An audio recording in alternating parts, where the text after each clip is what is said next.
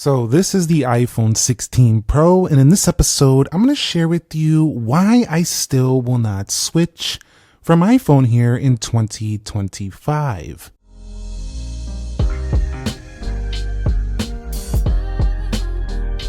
So what is up, guys? Nick here, helping you to master your technology, and in this episode, we're going to talk about why I'm still not switching from iPhone in 2025. Now, the very first reason is the ecosystem is too addictive. So we have the iPhone, the iPad, the Mac, the AirPods, the Apple Watch. All of those things kind of cohesively come together very seamlessly, and it works better than pretty much all the other ecosystems I've tried out there.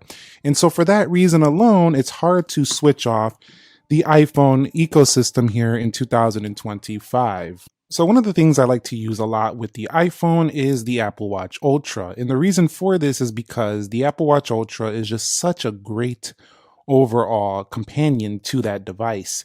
And I've tried the Galaxy Watch Ultra, which is also freaking amazing. This is one of the best watches Samsung's made, even though some people would say it looks just like an Apple Watch. The actual usability is very good, but the way the Apple Watch and everything works with iPhone, it's just a little bit better. Everything, especially the Mac, the iPad, the iPhone, they all kind of have like similar looking icons, similar looking feel. It's not like on Android when I go from Windows to Android to Windows to, it just feels more fragmented over there. So I definitely still love Android phones by themselves and Windows laptops by themselves.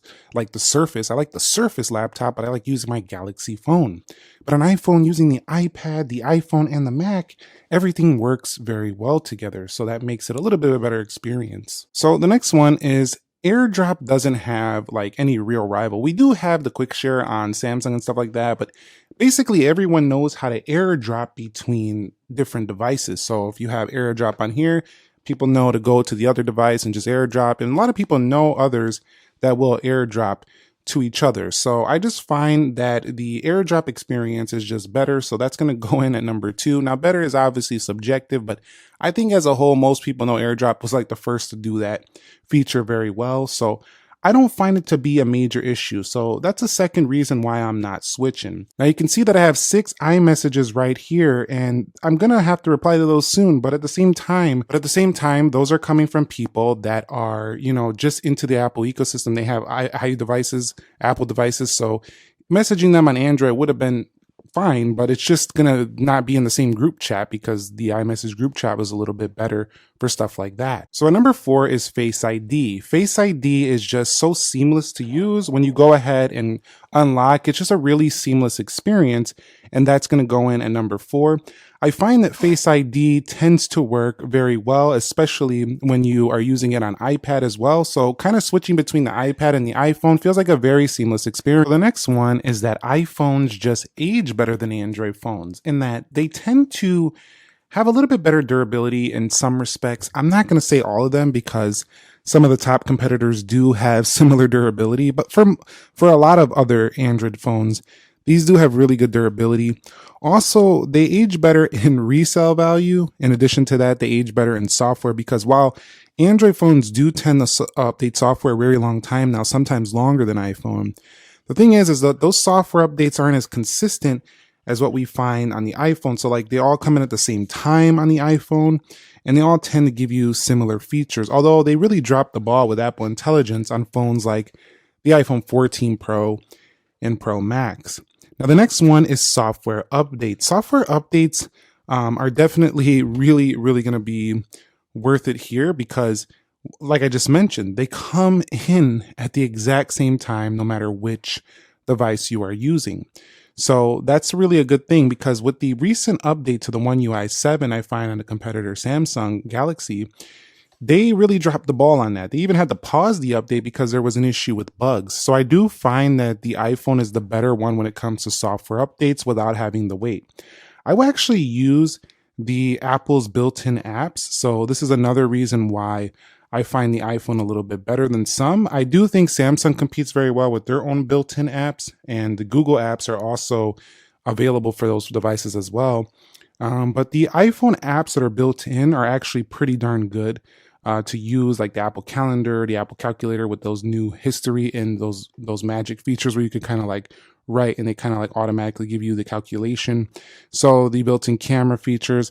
A lot of the built-in Apple apps are just really nice. They're nice and polished, including things like iMovie and stuff of that sort. So I do quite like the built-in Apple apps, and it's one of the reasons why I don't feel like I want to switch fully off of this platform. And another one is that Apple's resale value is wildly better. Like I talked about it earlier, but it's a lot better. Like most people buy this really fast. You go to sell it, it's like boom, they buy it. Like I've sold iPhones before and I posted and literally like 2 hours later, I hear a cha-ching on my phone reminding me that they just bought the iPhone. So that was a while ago. I haven't sold an iPhone in a while, but still, they sell very fast and they have a high resale value and trade-in value. Although I found that when I'm trying to get a Samsung Galaxy, they do lowball some of those trade-ins on the iPhone devices. Well, yeah, they definitely give you more for Galaxy phones on there. But definitely, even when Android wins in certain areas, for a lot of people, it's just not enough. And the reason why I think comes down to ecosystem. I think it comes down to iMessage and FaceTime. And for 2025, Apple knows this. This is why they can still put out phones that haven't really hardware changed massively for this long, and they still tend to do well. This one is really good on battery, and I do find that this year they know that it's been way too long, so we're going to see some nice changes. And I think iOS 19 is going to be preparing us for Apple foldables finally. So yes, from the hardware perspective, Apple tends to wait on the Android makers to do it first, see if it sticks, and then they do it. But they tend to do it when they're ready to do it, not when everybody says to do it. But for those reasons I mentioned in this video, it's why I still use iPhone and don't really plan to switch off of it anytime soon. What do you guys think? Do you have an iPhone? Are you staying with iPhone? Do you think I'm totally off base here? And don't get it wrong, just because I talk like this, you can say, oh, Nick's an Apple fan, but it's all he uses. No, I actually use S25 Ultra. I use other Android phones. I have a SIM dedicated to my Android devices, but I also use iPhone. And for main communications, the people I speak with, they all use iPhone. So they don't really like texting me on the Android phone, but I don't care what they like texting. I still use them because I like Android. But this is why I'm not going to go away from iPhone. So just so you know.